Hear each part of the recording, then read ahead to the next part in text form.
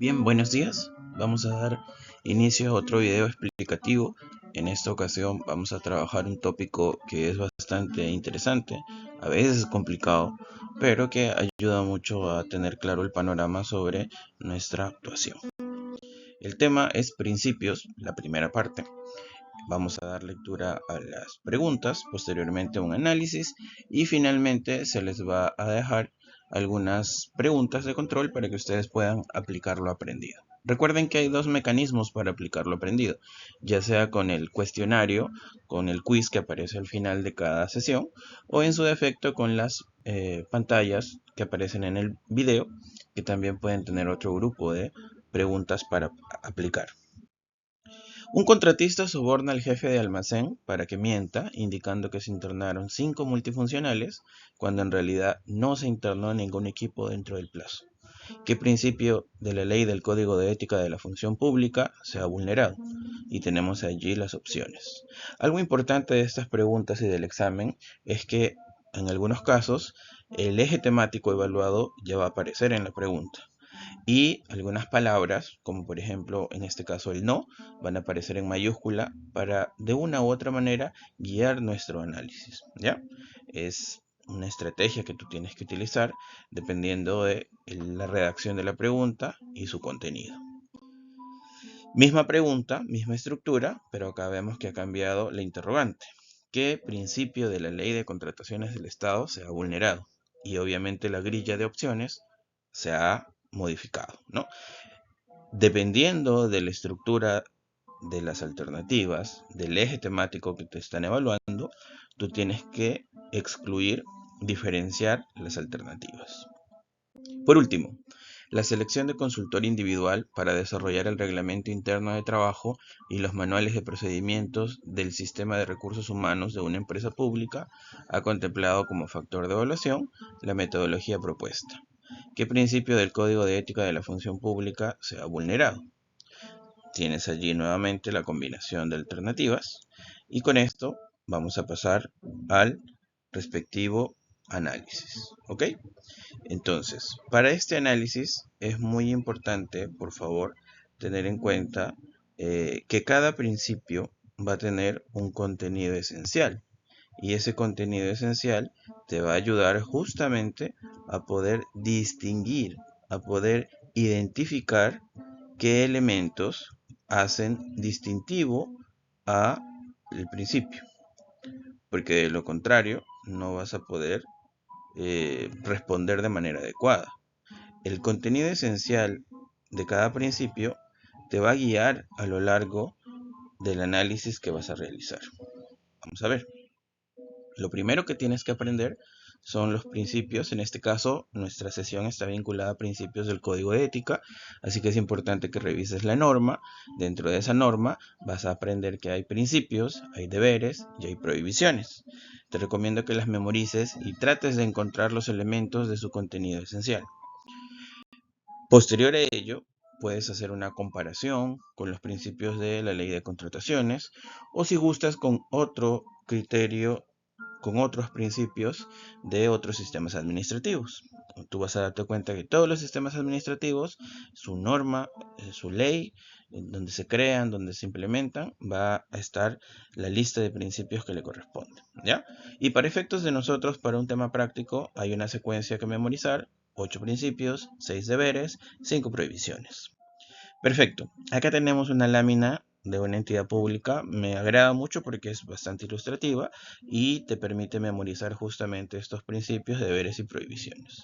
En la fuente aparece el enlace donde tú puedes guiarte y ubicar esta información, ¿ya? Algo interesante de este tema es que los principios son marcos de actuación. Los deberes son cosas que estamos obligados a hacer. Y las prohibiciones son cosas que estamos obligados a no hacer. Entonces, es fácil, es distintivo poderte dar cuenta de uno u otro, sin mayor inconveniente, sin mayor preocupación, porque son entendibles y además de ello, te vas a percatar pues que son sencillos también de memorizar. Un elemento interesante dentro del análisis de estas preguntas es poder excluir cuando se pueda las opciones, ¿no? Por ejemplo, si la pregunta está asociada a principios del código de ética de la función pública y yo veo que hay esas 4 opciones: responsabilidad, integridad, eficiencia y confraternidad, ¿ok? Uy, un momento, por favor. Ok, si yo veo que esas son las 4 alternativas que se me presentaran, yo empiezo a hacer exclusiones. En principio, responsabilidad lo elimino porque no es un principio del código, sino un deber. ¿Ya? Lo voy a ubicar como un deber y podemos regresar a la lámina y vamos a percatarnos que es justamente un deber. Integridad también lo excluyo porque es un principio, pero no del código de ética, sino de la ley de contrataciones del Estado. Finalmente, el de confraternidad no existe dentro del marco del código de ética. Por tanto, te das cuenta que hay elementos que te van a permitir diferenciar esas 3 opciones, no utilizarlas, quedándote por defecto una que es la adecuada. Muy bien. Estos temas, las preguntas que tengan que ver con principios, por regla general van a tener 2 caminos. ¿Ya? Hemos visto el primero, que es excluir opciones. Ahora vamos al segundo, ejemplificando una pregunta de las que hemos visto. ¿Ya? La selección de consultores individuales es un tipo de procedimiento especial, tiene unas características, tiene unos requisitos que cumplir, que los puedes ver cuando lees el artículo 24 de la ley. Ahí te sale su detalle, te vas a percatar que contratas personas naturales, donde la experiencia y sus calificaciones forman parte de sus requisitos fundamentales, primordiales. Además, no lo puedes utilizar para realizar contrataciones de consultorías de obra, sino solo de consultoría en general, porque parte de sus requisitos es que no se necesiten equipos ni personal ni apoyo profesional adicional. Y eso, por ejemplo, es una característica de las consultorías de obra. Entonces, este tipo de procedimiento no se puede usar para ese objeto contractual. Del mismo modo, en el reglamento, cuando tú revisas, acá estamos usando la paleta de colores, que es una herramienta que empleo justamente para enseñar a interpretar. Te vas a percatar que cada objeto contractual, bienes, servicios en general, servicios de consultoría, ya sea en general o de obras, van a tener ciertas características en cuanto a los factores que utilizan. Y en el caso de la selección de consultores individuales, incluso es expreso.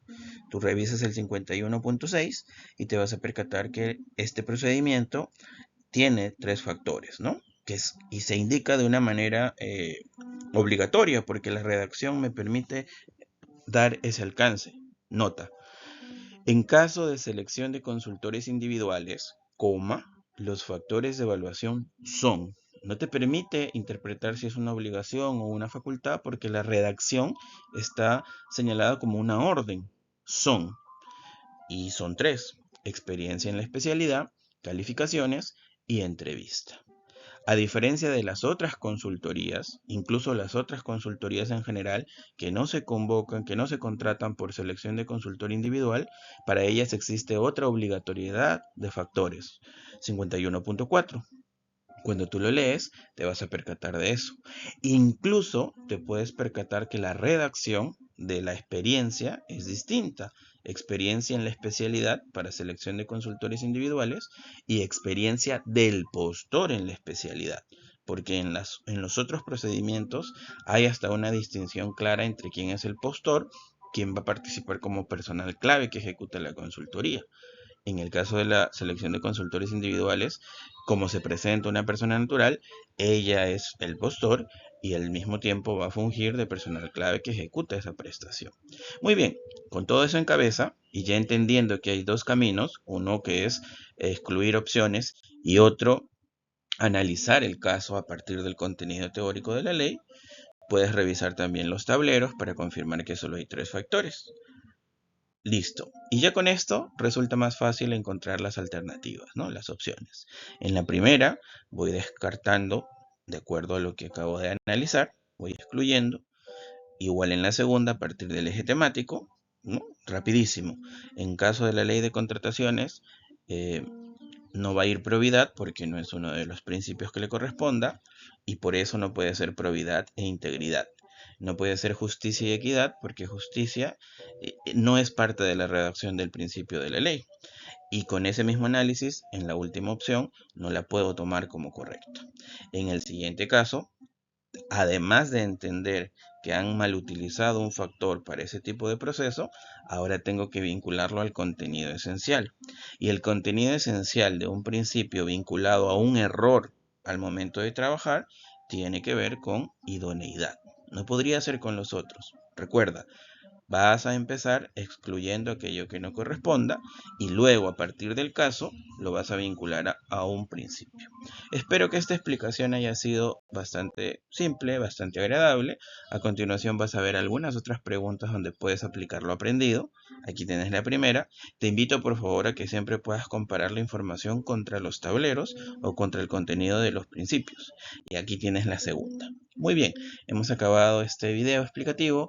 Les agradezco a todos la participación y nos vemos en una siguiente ocasión.